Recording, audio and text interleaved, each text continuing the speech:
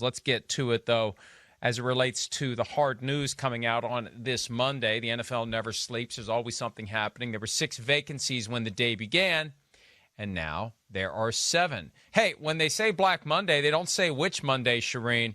Doug Pederson out of a job in Philadelphia more than a week after the season ended, after multiple conversations with owner Jeffrey Lurie. And obviously, the reporting from yesterday from ESPN was real. We had confirmed it last night. The Eagles had no comment, but it was my understanding that Lurie, through these ongoing conversations with Doug Pederson, wanted to know what Pederson's vision for the team was and how the team was going to dramatically improve and return to contender status. It had to be a major dismay for Lurie when you think you've got all the pieces in place to contend every year. You don't have to win the Super Bowl every year, but you contend every year. To have it fall apart as quickly as it did, and to have your faith shaken in your coach's vision for the team.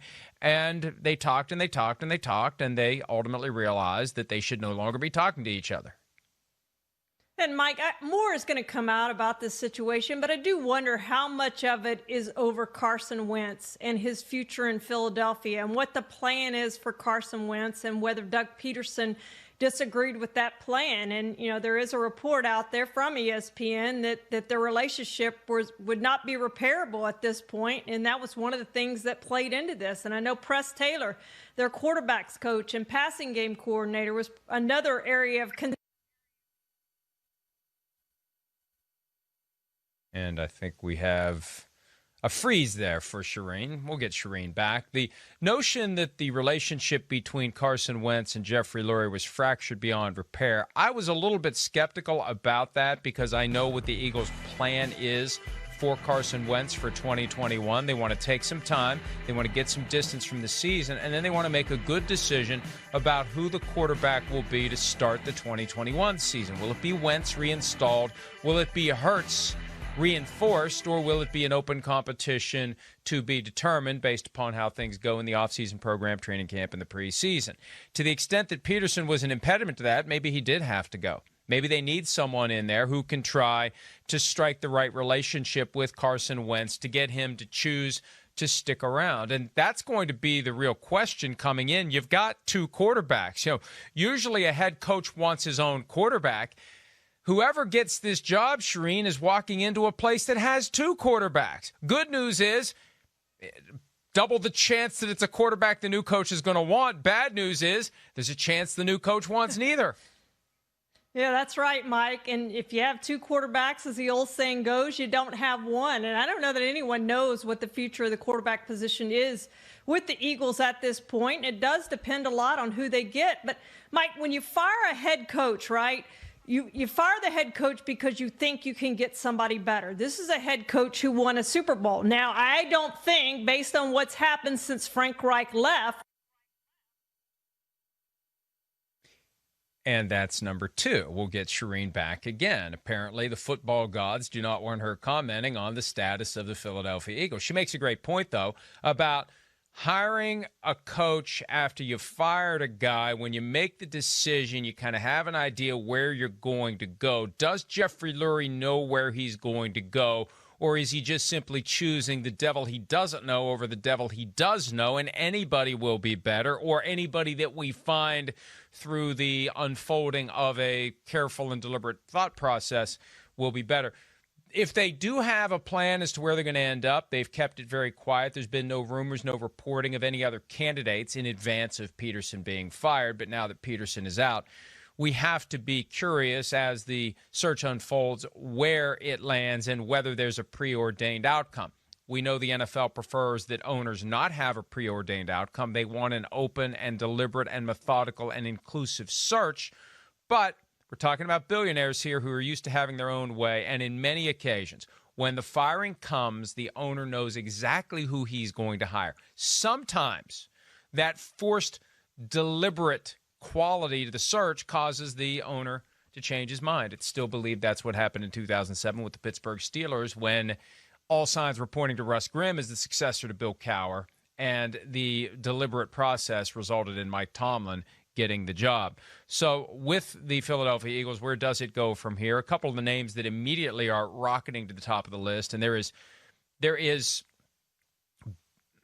offshore odds making that I've already seen, and we don't like to name offshore or really any others than PointsBet. We'll see what PointsBet has, a prop list of who the next Eagles coach will be. But the favorites I've seen so far are Eric Bieniemy, the current the current offensive coordinator, of the Chiefs, and Mike Kafka, a former Eagles quarterback who is the passing game coordinator and quarterbacks coach of the Chiefs.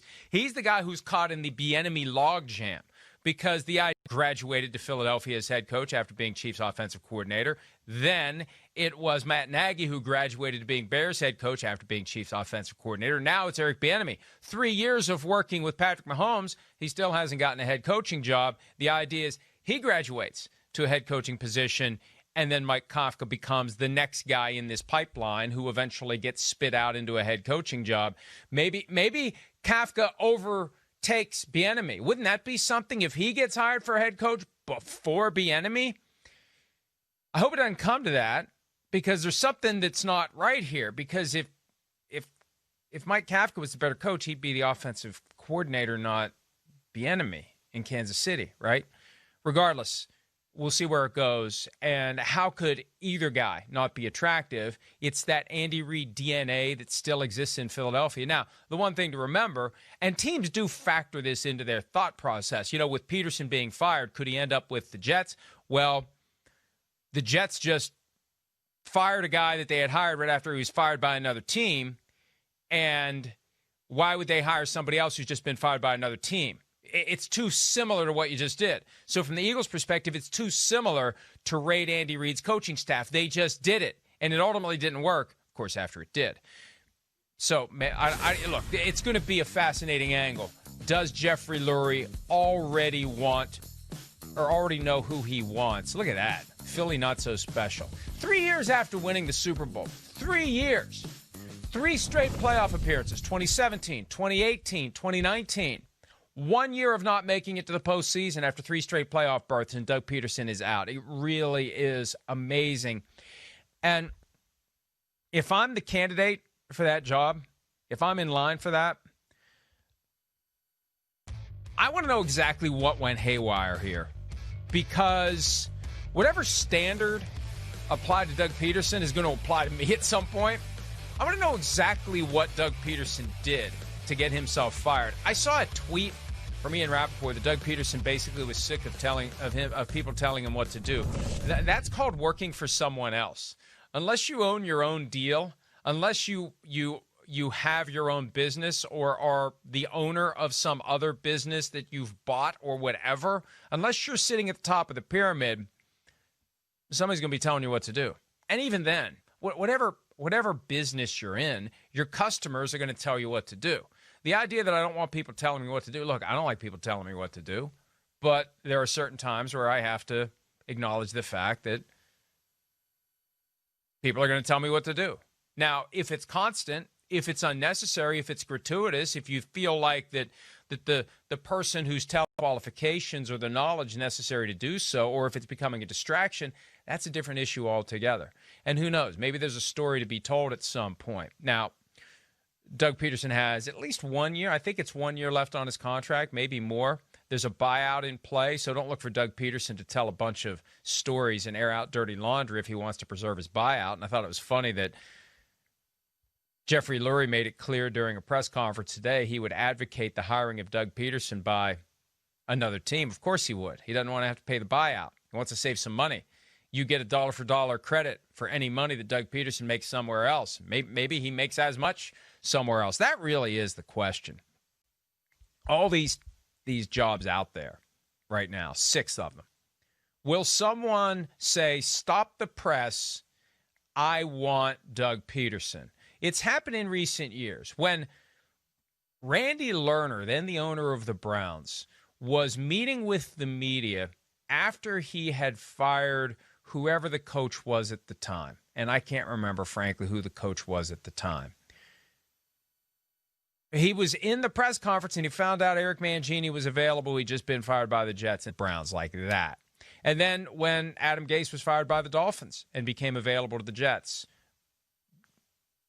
hire Adam Gase. So it's possible that somebody is going to say, we'll take a Super Bowl winning coach. I mean, there aren't many Super Bowl winning coaches who are available to be hired right now, and there are now 7 teams looking for jobs. I assume the Eagles won't be hiring Doug Pederson, but the other 6, Chargers, Falcons, Jaguars, Jets, Lions, Texans, who knows? And as of right now, there's still a sense that Urban Meyer is going to ultimately decides thumbs up, and yes, he's going in that direction. We may delve more deeply into that later in the program. But, you know, we're a week in. And typically what happens is once one falls, then there's an urgency for the other teams to make their hire. And it really is fascinating. And we do this every year where it's such an important decision. It's so critical to the future of a franchise.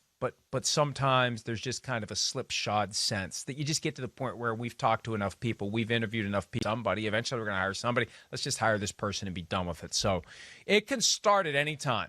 And once the dominoes start to fall, they can fall in rapid succession. And by next Monday, all 7 jobs, in theory, could be filled. I have a feeling that we won't get all 7 filled, but I'd be stunned if next Monday we're talking about none being filled.